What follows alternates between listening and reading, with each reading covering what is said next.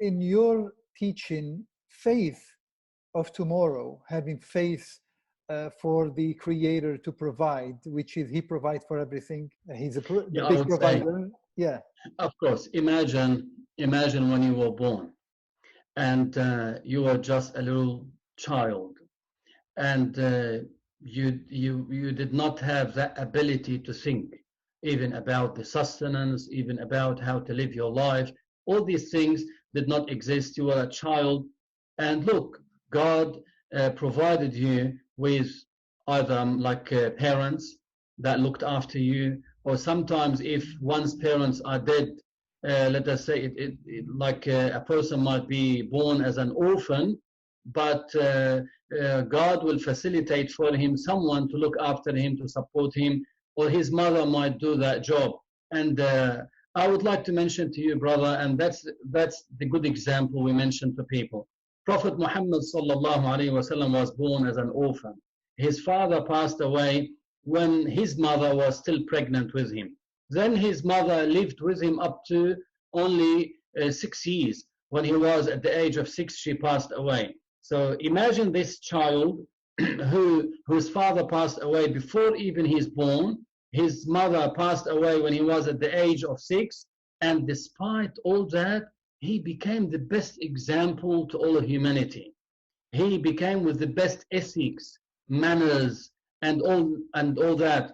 And it was mentioned when he started the calling people to Islam after he received the revelation, same as the previous prophets.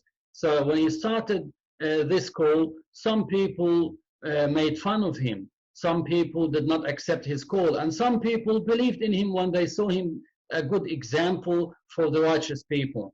And to the extent that when he started telling people, this is not the way you should live.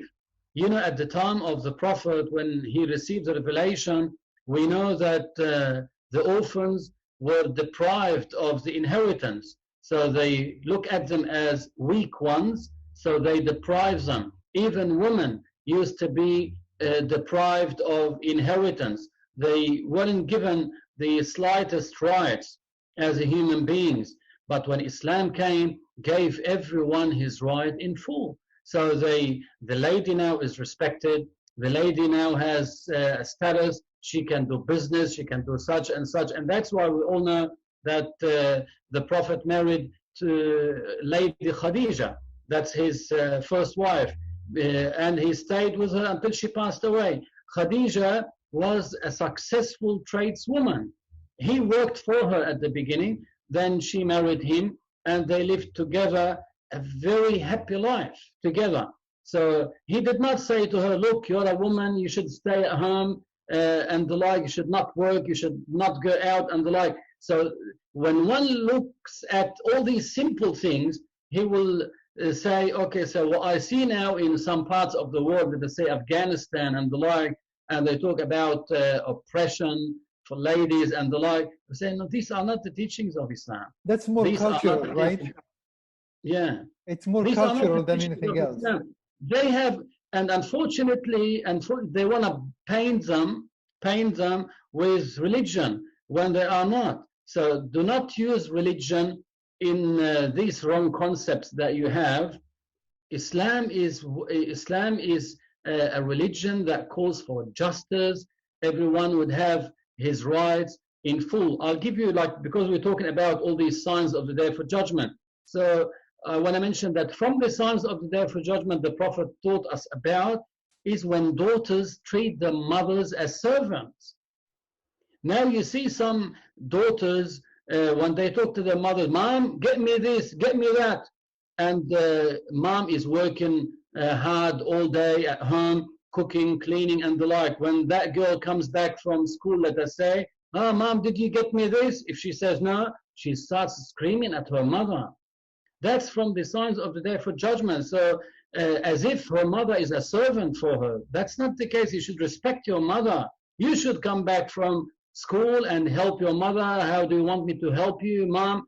So we can see that many things in the society have changed, unfortunately, to the worse, not to the better. And that's why when they think about all these matters, we have to do something, and let us make a difference. Let us change. So if I were to mention this, I'm just a human being in billions. So my voice might reach thousands, but that's not enough. So everyone has a role to play in this life to make sure we are heading towards a better life. So not to be greedy about money, about all these things. So now what you mentioned, I said, yeah, even if you have a financial problem, that should not push you towards being a bad person. You start from now about robbing a bank, you think about doing such and such. No, no, no. Be satisfied with what God gives you.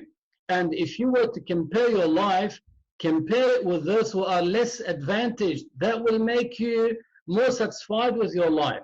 So now at least we can eat, we can drink. So even if we are in isolation, today I was told that from those who came recently to the country and they are isolated in hotels in Australia, they are calling them, do you want anything? They're giving them food and the like. So even if they are in isolation, so they are living a way better life than those maybe in Somalia, in some parts of the world, in Africa, where they don't have even clean water to drink. So don't worry, do not overthink about all these matters. So remember that God who gave you the sustenance when you were a child and you were unable to seek any of the means of survival, you survived. So now you can survive. So be optimistic. So even when it finishes, I'm sure everything will go back to normal. But and you start working and you start fixing the things that you think needs a bit of fixing in this life. But do not be pessimistic about life for the future. Be optimistic and think about being positive in your life towards yourself first and towards others as well, and try to be a better person. So let us learn that lesson. Okay, God showed us how weak we are with this pandemic disease, how weak we are, and that even if you have money, power, whatever, you will be standing powerless in front of these things that God showed us. So do not use your power to inflict injustice upon others. If you have power, use it to help others with this power, not to wrong others or to commit injustice against them. That's wonderful. So just to close our session, and thank you so much for the very wise word that you shared with us and the knowledge. Just to close the session is the message of the day for those who are feeling depressed at home, or are worried about tomorrow, or are worried about losing their job, or they having family conflict, whatever your situation is. Despair generates more despair, and pessimistic views will generate a little bit more hardship. So have faith, count your blessing, and tomorrow will be a better day because you are provided for.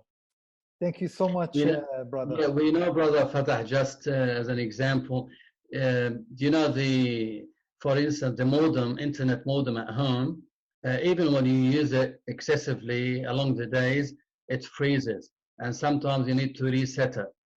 When you reset it, it starts fresh again and so on. So let us consider this time of isolation as the resetting button for ourselves. We reset, then we start fresh. We're optimistic and we don't worry, because God is the one who provides sustenance to the slaves. Even the creatures in the belly of the earth, like worms, if you dig now maybe 10 meters, you find a worm that is eating. So don't worry. So the sustenance will reach you, and it's written for you before you are born. So you don't have to be pessimistic about your life in the future and start thinking about all these worrying things. Rather be optimistic, but I would say think about how to better yourself for the future. Take this time as a time like cooling off period for yourself from all the temptations around the world, and think about starting fresh after this pandemic, inshallah. Thank you so much. And I My really pleasure. appreciate you taking the time. And I hope we can do another session for other subject another day if you have time. And Yeah, I don't mind. My pleasure. Will be my pleasure, that's inshallah. great. And we say goodbye. Goodbye. Thank you.